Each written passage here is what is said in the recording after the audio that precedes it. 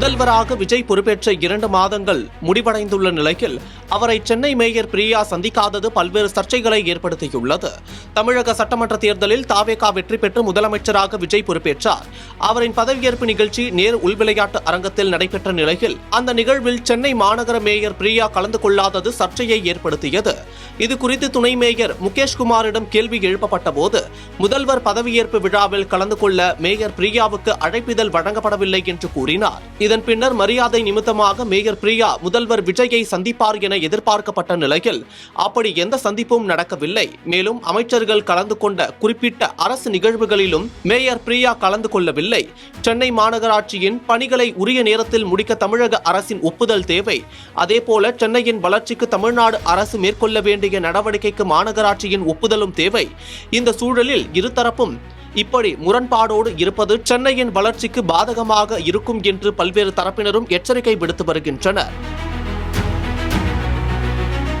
முன்னதாக தமிழ்நாடு முதல்வராக ஜெயலலிதா பதவியேற்ற போது அப்போதைய சென்னை மேயராக இருந்த ஸ்டாலினுக்கு அழைப்பிதழ் விடுக்கப்பட்டு அவரும் கலந்து கொண்டார் என்பது குறிப்பிடத்தக்கது. ஆனால் இந்த முறை மேயருக்கு பதவியேற்பு நிகழ்வுக்கு அழைப்பிதழ் வழங்கப்படவில்லை என்று மேயர் தரப்பில் கூறப்படுவதும் மேயர் மரியாதை நிமித்தமாக முதல்வரை சந்திக்காததும் விமர்சனத்துக்குள்ளாகியுள்ளது.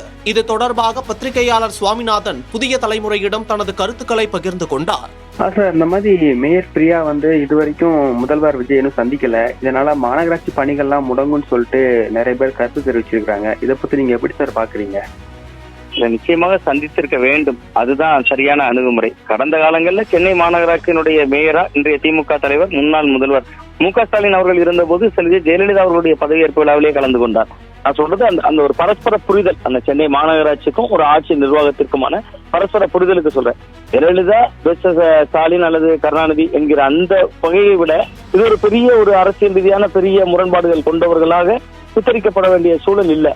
அப்ப அவர் கிட்டத்தட்ட அந்த பதவியேற்பு விழா காலகட்டத்திலே அவர் காலில் ஒரு எலும்பு முறிவு 20-21 நாட்கள் மருத்துவ ஆய்வில் இருந்தார் என்று சொல்லப்பட்டது. ஆனா அதற்கு பின்பு கூட ஒரு நகராட்சி நிர்வாகத்துறை கூட்டமே நடந்தது. நீங்க முதல்வர் தலைமையில நகராட்சி நிர்வாகத்துறை கூட்டம் என்பது அப்ப என்னெல்லாம் குடி தண்ணீர் வசதிகள் தொடங்கி பல விஷயங்கள் தொடர்பாகவும் பேசுகிற கூட்டம் அது. அதுலயும் சென்னை மேயர் அவர்கள் கலந்து கொள்ளல. சோ அவர் கண்டிப்பாக முதல்வரை அவர் சந்திக்கணும். அதுதான் ஒரு சென்னை மாநகராட்சிக்கு அவர் செய்யக்கூடிய ஒரு மிக முக்கியமான பங்களிப்பா இருக்கும். சூழல் அமையல அப்படிங்கிறத அவர்கள் ஏற்கனவே கடந்த காலங்களில் தெரிவித்திருந்தார். 1 மாதங்களுக்கு முன்பு கூட தெரிவித்திருந்தார். இன்னும் அதற்கான சூழல் அமையல, எங்களை பதவியேற்பு விழாவுக்கு அழைக்கல. அவர் தரப்பில் பல முறை விளக்கம் கொடுக்கப்பட்டது. எங்களை முதல்வர் பதவியேற்பு விழாவுக்கு அழைக்கல அப்படிங்கிற ஒரு விஷயத்தை குறிப்பிட்டிருந்தாங்க. தொடர்ந்து அமைச்சரவை விரிவாக்கத்தின் போதும் எங்களுக்கு அழைப்பு இல்லைன்னாங்க. அது எல்லாம் அரசியல் காரணங்கள். இப்ப உங்க கிட்ட இருக்கக்கூடிய பெரிய பொறுப்பு சென்னை மாநகராட்சியினுடைய மேயர் என்கிற பொறுப்பு. அந்த பொறுப்பை பொறுப்பாக செய்வதற்கு முதல்வருடனான ஒரு சந்திப்பு, நகராட்சி நிர்வாகத்துறை கூட்டங்களின் மீதான அந்த நிகழ்வுகள்ல முதல்வர் போடுகிற கூட்டத்தில் கலந்து கொள்வது போன்ற எல்லா தன்மையும் அதுக்குள்ள இருக்கு. நீங்க கேட்டதை போல மாநகராட்சியினுடைய வளர்ச்சி மிக முக்கியம் என்கிற அடிப்படையில் முதல்வர் விஜய் அவர்களை நிச்சயமாக மேயர் பிரியா அவர்கள் சந்தித்திருக்கணும் அப்படின்னு தான் நான் பாக்குறேன். அந்த சந்திப்பு அரசியல் காரணங்களுக்காக தான் தள்ளி போகுது. அதுல வேற என்ன காரணங்கள் இருந்து விட முடியும்? ஒரு மேயருக்கு சில புரோட்டோகால் படி சில விதிகள் இருக்கு. அதே ஒரு தாவேகா எம்எல்ஏவே ஒரு கட்டிடம் நிகழ்வு நடக்கிற பொழுது குத்துவிளக்கு ஏற்றதல்ல அவருங்க 2 பேருக்கு இடையில முரணை பார்த்தோம். சோ அந்த அரசியல் முரண் சாதாரண சட்டமன்ற உறுப்பினர் மேயர் என்கிற நிலையிலிருந்து அது முதல்வர் வரை தொடர்வது என்பது கிட்டத்தட்ட அது ஒரு சரியான அணுகுமுறை இல்லை அப்படின்னு தான் நான் பாக்குறேன். இதெல்லாம் மாநகராட்சி பணிகள் ஏதாவது பாதிக்கப்படுமா சார் இதால? இல்ல, நீங்க உங்களுக்கு மாநகராட்சியினுடைய பணிகளை பொறுத்த வரைக்கும் உங்களுக்கு ரொட்டீனா ஏற்கனவே அபிஷியல்ஸ் இருப்பாங்க. அவங்க செய்யக்கூடிய பணிகள் தான். நீங்க முதல்வரிடம் ஒரு சந்திப்பு நடக்கிற பொழுது அந்த அதிகாரிகள் வேகம் காட்டுவாங்கல்ல, அந்த இடம் ஒரு தொய்வை தந்துரும்ல.